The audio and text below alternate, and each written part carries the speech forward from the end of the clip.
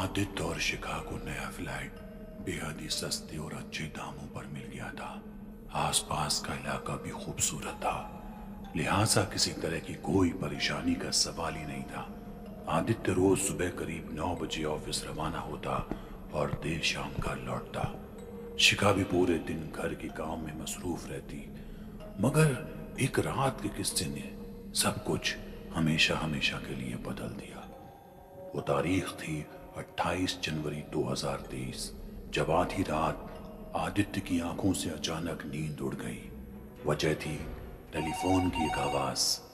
कमरे के किसी कोने से टेलीफोन की एक अजीब चुभन भरी आवाज उसके कानों को झकझोर रही थी।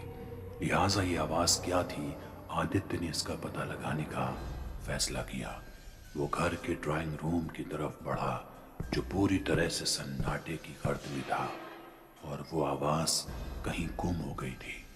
आदित्य से महज अपना एक वहम मानकर दोबारा बिस्तर की तरफ लौट ही रहा था कि तभी अचानक टेलीफोन की वो फिर घंटी बजती है। आदित्य ने इस बार यकीनन उस आवाज को अपने करीब पाया था। वो पीछे मुड़ा और दौड़कर किचन की तरफ गया। उसने पहली बार इस आवाज को अपने इतने करीब पाया। वो शायद स्टोर रूम से आ रही थी, जिसका छोटा सा दरवाजा खुला हुआ था। आदित्य धीरे धीरे उसकी तरफ बढ़ने लगा। जैसे ही वो स्टोर रूम में दाखिल हुआ, उसकी नजरों के सामने एक पुराना सा टेलीफोन पड़ा दिखाई दिया। गुप्त अंधेरे में उसने उस टेलीफोन के डिस्प्ले को करीब से देखा, जिस पर एक नंबर था 20222023। आदित्य ना तो उस नंबर को पहचानता था और ना ही इस टेलीफोन को उसने कभी अपने घर में देखा था, मगर फिर भी उसने टेलीफोन के रिसीवर को उठाया और आवाज लगाई, हेलो हेलो, कौन है? हेलो। मगर सामने बस सन्नाटा था। आदित्य ने चिढ़कर फोन काट दिया, मगर एक बार और टेलीफोन की घंटी बजी। उसने फिर कॉल उठाया, मगर फिर वही सन्नाटा। एक दो बार और यही हरकत हुई।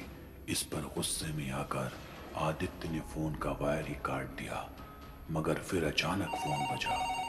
आदित्य देख हैरान था, आखिर ये कैसे हो सकता है। उसने अपने कांपते हुए हाथों से फोन उठाया और इस बार एक बूढ़ी आवाज टेलीफोन को पार करते हुए आदित्य के कानों को छुई। रिसीवर के उस तरफ कोई शख्स था जो धीरे धीरे रो रहा था। यहाँ आदित्य भी बार बार उससे बात करने की कोशिश में था, मगर वो बस रोता जा रहा था। आदित्य कुछ और समझ पाता इससे पहले ही वो फोन कट गया। कुछ देर और रुककर आदित्य ने फोन का इंतजार किया, मगर कुछ नहीं हुआ और वो अपने बिस्तर पर जाकर लेट गया। अगली सुबह उसने शिखा को कुछ नहीं बताया और चुपचाप ऑफिस के लिए रवाना हो गया, इससे बेखबर कि अगली रात भी उसका इंतजार कर रही थी। रात हुई, दोनों ने खाना खाया और सोने चले गए। आधी रात आदित्य की आंख खुली, घंटी सुनाई दी और उस टेलीफोन की तरफ बढ़ गया। रिसीवर उठाया, उस बूढ़े की रोती हुई आवाज सुनी और फिर सो गया। अब ये रोज का सिलसिला हो गया था। धीरे धीरे आदित्य की तबीयत बिगड़ने लगी थी। शिखा भी ये महसूस कर रही थी। उसके लाख पूछने पर भी आदित्य उसे कुछ नहीं बता रहा था। लिहाजा उसने रात में जागने का फैसला किया, ताकि वो समझ सके कि आखिर आदित्य के साथ हो क्या रहा है। तारीख थी 2 फरवरी 2023। शिखा पूरी रात बस आंख मूंदे आदित्य के उठने का इंतजार करती रही। ठीक 2 बजे वो उठा और उस स्टोर रूम की तरफ बढ़ गया। शिखा पीछे पीछे गई और देखा कि आदित्य उस फोन पर किसी की रोती आवाज सुन रहा है। थोड़ी देर बाद फोन रखा और चुपचाप दीवार की एक तरफ से टिका कर बैठ गया। शिखा धीरे से उस टेलीफोन की तरफ बढ़ी। उसकी नजर उस डिस्प्ले पर पड़ी, जहां वही नंबर दिख रहा था 20222023। शिखा भी उस टेलीफोन के बारे में सोच ही रही थी कि पीछे से उसे एक जोरदार चीख सुनाई दी। ये चीख आदित्य की थी, जो उसे देखकर अजीब तरह से गुर्रा रहा था। शिखा फौरन भागी और अपने आप को आदित्य से बचाने के लिए घर के बाहर का दरवाजा खोलने लगी। तभी आदित्य कमरे की दीवारों पर रेंगने लगा। शिखा डर गई और जोर जोर से दरवाजे को पीटने लगी और दरवाजा खोलने की मशक्कत करने लगी। तभी आस पड़ोस के लोग बाहर इकट्ठा हो गए। जैसे ही आदित्य ने भीड़ की आवाज सुनी, ना मालूम उसे क्या हुआ, वो दौड़ा और 29वें माले पर मौजूद फ्लैट की खिड़की से कूद पड़ा। मौके पर ही उसकी मौत हो गई।